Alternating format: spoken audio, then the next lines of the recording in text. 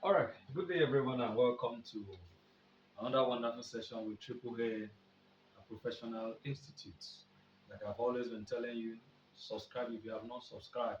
Help us to help you. huh? Help us to help you. Click on that notification button, share with your friends. These are video if they are making sense to you.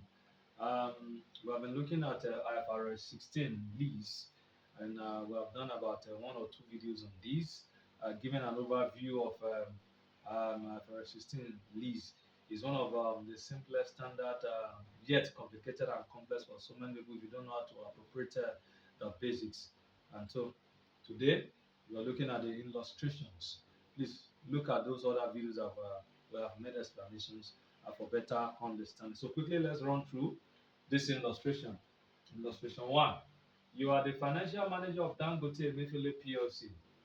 At the last management meeting, you were asked to use the following information to advise, as usual, on the lease contract with Tinubu APC PLC for the current headquarter building.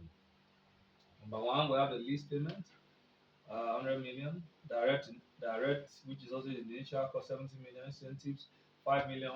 The contract period is for 5 years. The incremental borrowing rate available is 10%, meaning there is no implicit or explicit rate as it were. And so you are required to determine the right of use asset as well as lease liability initial measurement if payment were made in advance or in arrears. I told us in our last video that the lease payment can be either in arrears or in advance.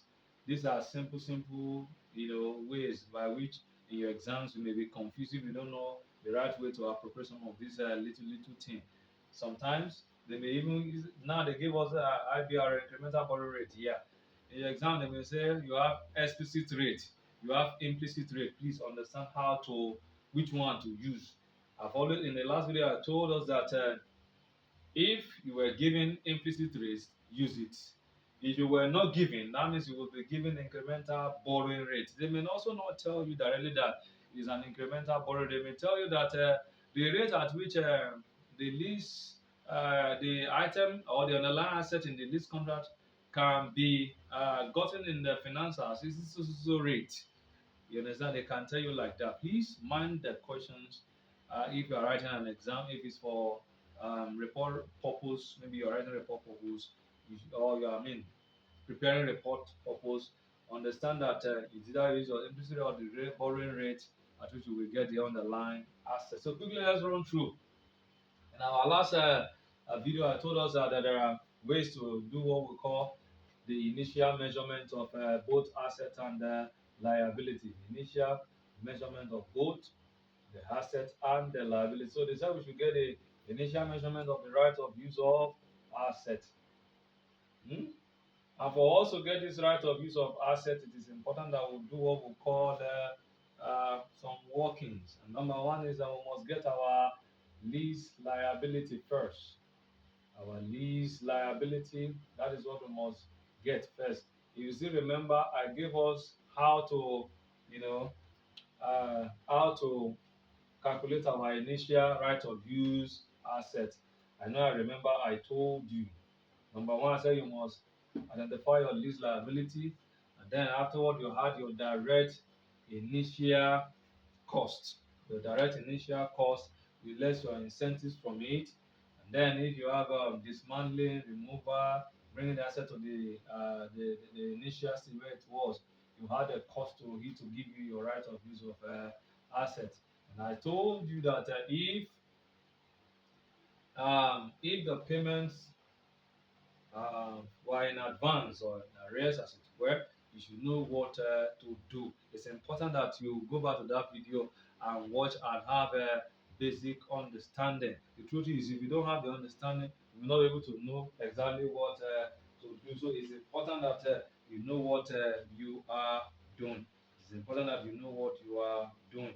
It's important that you know what you are doing. Please, it is important that you know what you are doing. Let me repeat that again. So let's get our lease liability. I told you that lease liability is the present value of the lease payment. The present value of the lease payment. That is how to get your lease liability.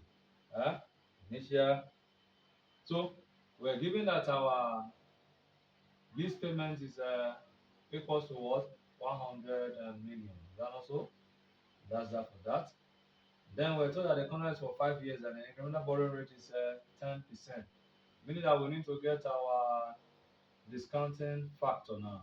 Or this is our 100 million. So our discounting factor will be equals to, we use our annuity formula, which is 1 minus 1 plus r raised to power minus n divided by r, where your r is the rate, n is number of years. So that will now be equals to 1 minus 1.10, that is 10% raised to power minus 5, all divided by 0.10.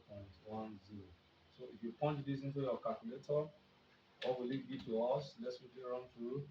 1.1 raised to power minus 5 cos of this, and you have 1 minus answer to be this, then divided by 10.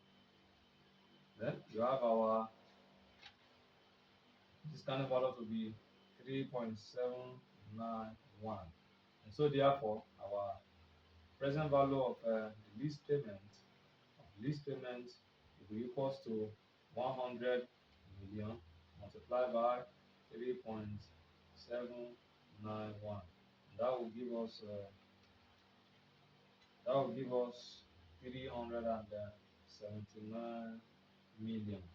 379 million will be our present value of our present value of our lease payments. Please, that is that for that. It's important that you know this so that you will not make any mistake. You will not make any mistake.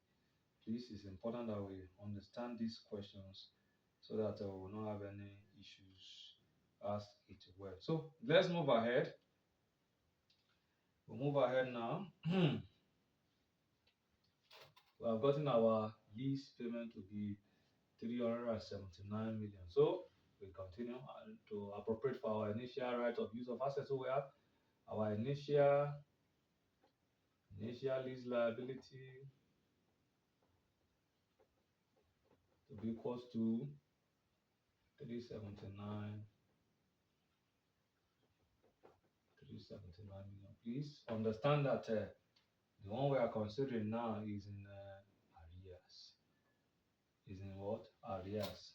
If we are to be advanced, this one will be -4.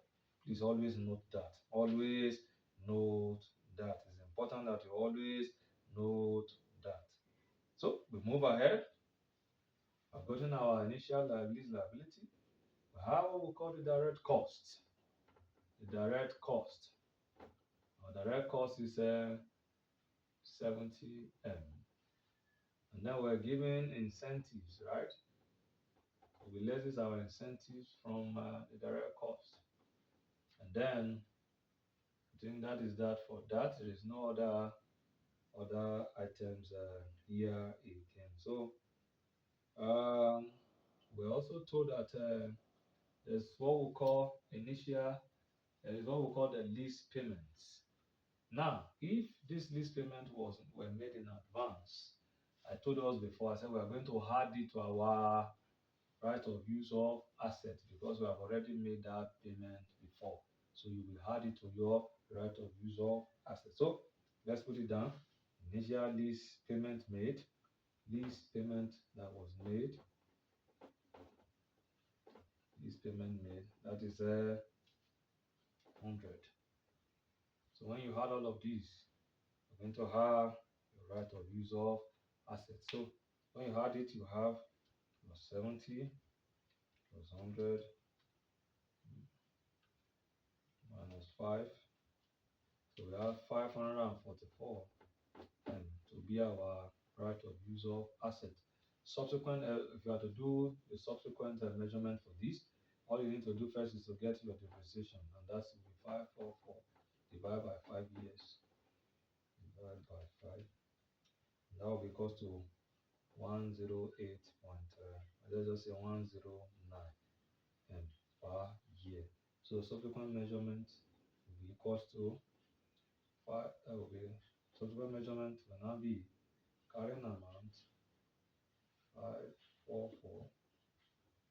Then depreciation 109. So we have no carry amount for year 2.